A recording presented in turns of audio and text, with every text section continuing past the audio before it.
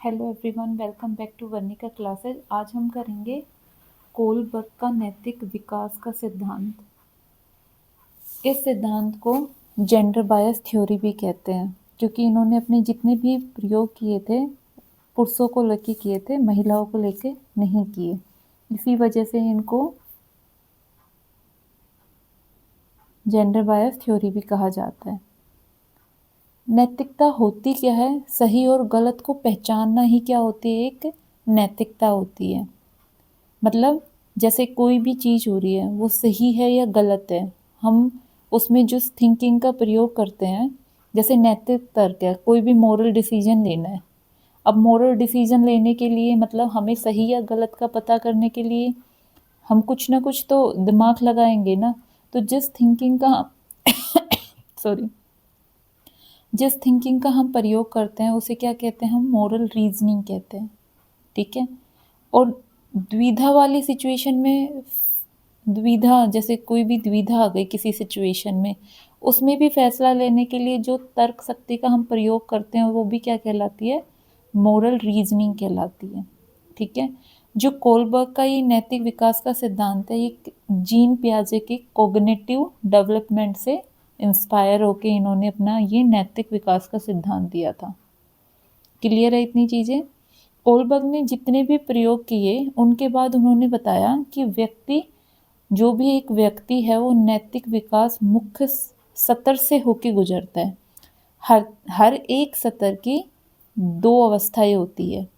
जैसे पहला जो लेवल है, मतलब 3 लेवल होंगे, आप में 3 सतर होंगे और उस सतर की 2 क्या होगी? आपकी अवस्थाएं होगी। तो पहला कौन सा आता है आपका? पूर्व परंपरागत। इसको इंग्लिश में क्या बोलते हैं? Pre conventional level. जो प्री कन्वेंशनल लेवल है ये 4 से 10 साल के बच्चों तक का होता है। इसके 2 चरण होते हैं। यहाँ से 100% क्वेश्चन है।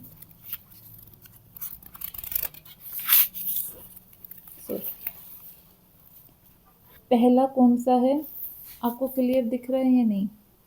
पहली जो स्टेज आती है, देखो लेवल कौन सा है? Pre conventional. ठीक है। कितनी उम्र तक होता है? 4 से 10 साल के बीच में। पहली जो स्टेज है, पहले लेवल की पहली स्टेज क्या है? आज्ञाकारिता और दंड अभिविन्यास, मतलब पनिशमेंट एंड ओबीडियंस। मतलब बच्चा क्या सोचता है इस एज में कि जितनी ज़्यादा डांट पड़ी है हमने उतनी ही ज़्यादा गलती की है। मतलब अगर डांट बढ़ी तो उसके दिमाग में होता है ये गलती भी बढ़ी। मतलब बच्चा अगर ओबीडियंट है ना तो वो सिर्फ पनिशमेंट से बचने के लिए, एक्चुअल में उसमें ये नहीं आता कि वो इतना सिंसियर है कि भाई वो तो गलती नहीं करेगा। नहीं, वो सिर्फ पनिशमेंट से बचने के लिए क्या करता है? आज्ञा मानता है, किसी का भी कहना मानता है। इसकी दूसरी स्टेज कौन सी होती है? व्यक्तिवाद, उपकरणवाद और विनिमय। इसका मतलब क्या होता है? अगर उसने मुझे अपना खाना शेयर कराया तो मैं अपना खाना उसको शेयर कराऊंगा, मतलब टिट फॉर टैट, जैसे को तैसा, मतलब म्यूचुअल एक्सचेंज।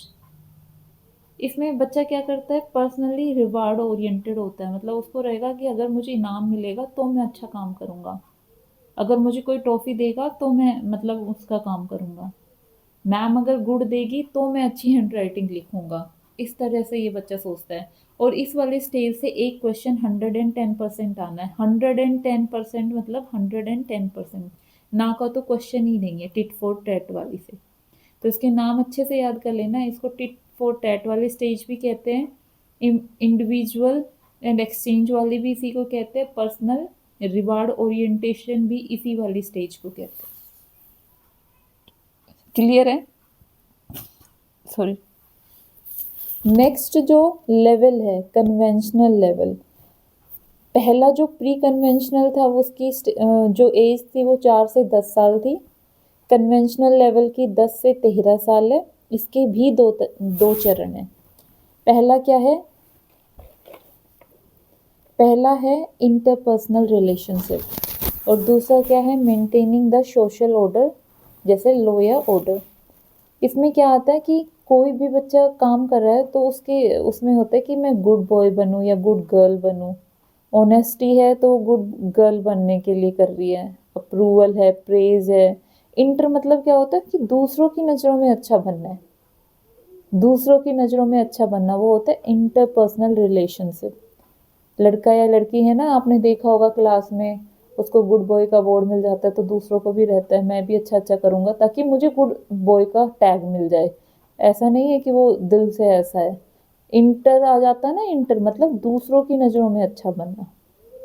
इसकी फोर्थ स्टेज होती है लॉ या ऑर्डर, मतलब जो भी समाज में रूल बनाए गए हैं उन रूल को फॉलो ही करना है, उनको तोड़ना नहीं है। वो तोड़े ही नहीं जा सकते, मतलब अगर रूल्स बनाए गए हैं तो वो तोड़ने के लिए नहीं बनाए गए, वो फॉलो करने के लिए बनाए गए हैं। तो ये वाली स्टेज कौन सी है? अगर जैसे क्वेश्चन आएगा कि कोई भी आपको एक सिचुएशन दे देगी जिसमें बोल दिया जाएगा कि रोहन इस लॉ को फॉलो कर रहा है और वह कि उसको किसी भी हाल में नहीं तोड़ सकता, तो यह कौन से मनोवैज्ञानिक कहते हैं? तो कौन सा कहता है? कोलबर्ग कहता है। कौन से लेवल में कहता है? कन्वेंशनल में कहता है। कौन सी स्टेज में कहता है? फोर्थ स्टेज में कहता है, जिसका नाम क्या है? Maintaining the social order. इस तरह से क्वेश्चन आता है। क्लियर है? लास्ट है पोस्ट कन्वेंशनल लेवल।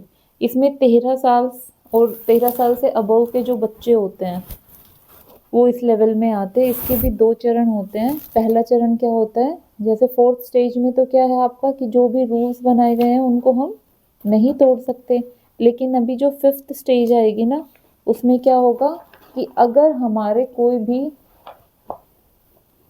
रूल ऐसे हैं जिनको हम फॉलो नहीं कर पा रहे हैं तो हम उनको तोड़ सकते हैं। हम क्यों का क्वेश्चन कर सकते हैं किसी भी इंडिविजुअल फाइट के लिए कि ऐसा रूल क्यों बनाया गया है, हम इसको नहीं लेंगे। मतलब सामाजिक अनुबंधन अविन्यास, social contract orientation and individual fight.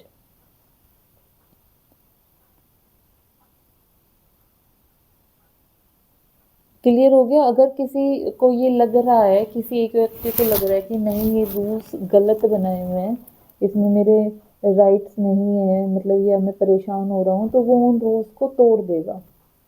ये कौन सी स्टेज होती है? फिफ्थ स्टेज होती है। लास्ट की जो स्टेज होती है यूनिवर्सल एथिकल प्रिंसिपल। इसमें क्या होता है कि जैसे महात्मा गांधी, मंडेला जैसे महान हस्ती ही जा पाते हैं कि मतलब इन सारी चीज़ों से उभर के उनको खुद से एक पहचान बनानी होती है, खुद से एक लो बनाने होते हैं। तो इन स्टेज तक बहुत ही रेयर लोग पहुंच पाते हैं, मतलब 1% लोग पहुंच पाते हैं। ठीक है? जैसे हेज डेलिमा की यहाँ पे क्या हुआ था, एक प्रयोग हुआ था। इसकी कहानी आपको पता ही होगा कि मतलब उसकी हिंज की पत्नी क्या थी, वो बीमार थी और उसके पास पैसे नहीं थे, लेकिन डॉक्टर ने कहा था कि दवाई लेके आनी है। जब वो मेडिकल स्टोर पे जाता है तो उन्होंने कहा कि पहले पैसे दो तभी दवाई मिलेगी, लेकिन उसके पास पैसे ही नहीं थे, उसको अपनी पत्नी की जान बचानी थी।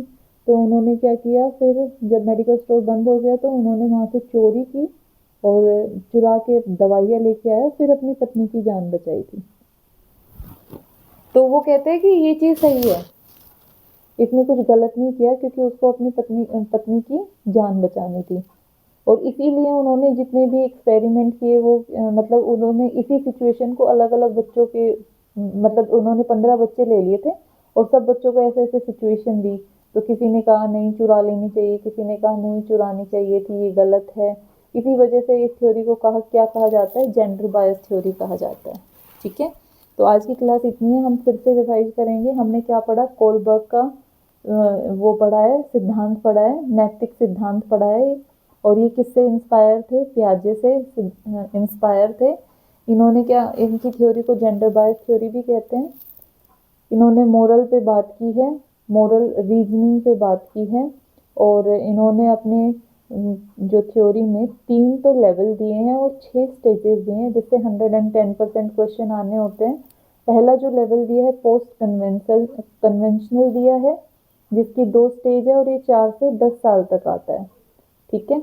2 लेवल में कौन सा आया? पहला कि छोटा बच्चा होता है वो सिर्फ पनिशमेंट से बचने के लिए आज्ञाकारी बनता है। दूसरी क्या है? टिट फॉर टैट, यहाँ से क्वेश्चन बनता है टिट फॉर टैट से। ठीक है? दूसरी जो स्टेज है वो कन्वेंशनल स्टेज है, जो 10 से 13 साल के बच्चों में आता है। इसमें भी 2 लेवल आते हैं, 2 स्टेज आती है आपकी। पहला गुड बॉय और गुड गर्ल वाला, और फोर्थ होता है कि जो रूल्स बन गए उनको तोड़ा नहीं जा सकता, रूल्स आर रूल्स। थर्ड और लास्ट स्टेज कौन सी है आपकी? पोस्ट कन्वेंशनल है, जिसमें लेवल कौन सा है, पोस्ट कन्वेंशन है, ये 13 साल से अबव के बच्चों में आता है। इसकी भी 2 स्टेज है। पहला तो सोशल कॉन्ट्रैक्ट, इंडिविजुअल राइट्स आते हैं, और लास्ट की यूनिवर्सल एथिकल प्रिंसिपल आते हैं। ठीक है, इन 6 स्टेजेस को आप याद कर लोगे, 3 लेवल को याद कर लोगे, आपका 2 क्वेश्चन पक्के हो गए, 2 सीटेट में और 2 एचटेट में। Thank you for watching.